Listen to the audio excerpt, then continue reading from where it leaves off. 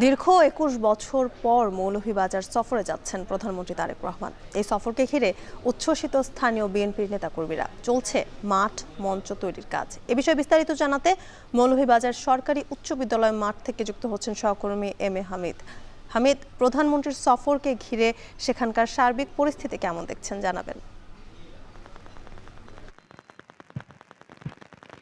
জ্যোতিকা, দীর্ঘ ২১ বছর পর মৌলভীবাজারে আসছেন প্রধানমন্ত্রী তারেক রহমান। উনি নির্বাচিত হওয়ার ৪ মাসের মধ্যেই কিন্তু মৌলভীবাজার সফর করছেন। এতে করে জেলা বিএনপি সহ বিভিন্ন পর্যায়ের নেতাকর্মীরা খুবই উচ্ছ্বসিত। শুধু নেতাকর্মীরা না, জানেন যে মৌলভীবাজার চায়ের রাজধানী, এখানকার যে চা জনগোষ্ঠী আছে তারাও কিন্তু খুবই উচ্ছ্বসিত এবং তারা মনে করছে যে তাদের যে দাবিগুলো আছে সেগুলো পূরণ হবে।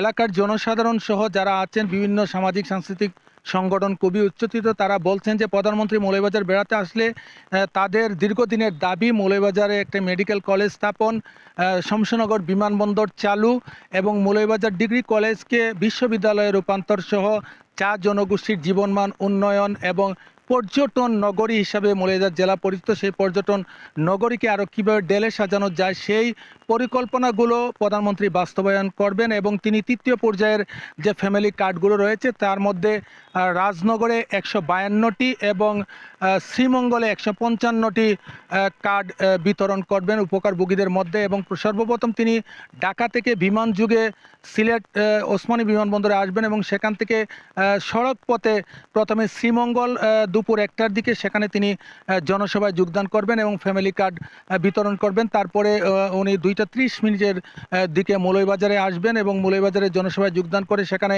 উপকারভোগীদের মধ্যে কার্ড বিতরণ করবেন। তারপরে বিকেল দুপুর ৩:৩০টার দিকে তিনি দুসাই রিসোর্টে সেখানে নেতা কর্মীদের সাথে মত বিনিময় করবেন এবং সর্বশেষ তিনি বিকেলে ৫টার পরে তিনি সিলেটের উদ্দেশ্যে রওনা করবেন মৌলভীবাজার ছেড়ে।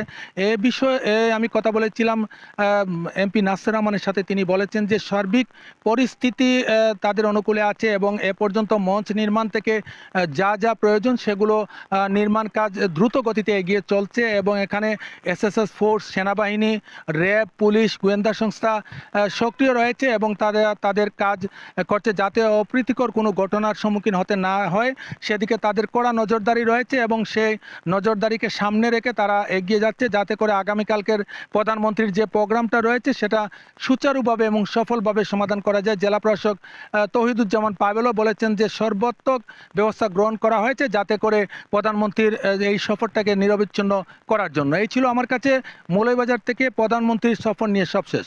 জ্যোতি, কাল মৌলভীবাজার যাচ্ছেন প্রধানমন্ত্রী, সেখানকার সবশেষ খবর জানাতে যুক্ত ছিলেন এম এ হামিদ।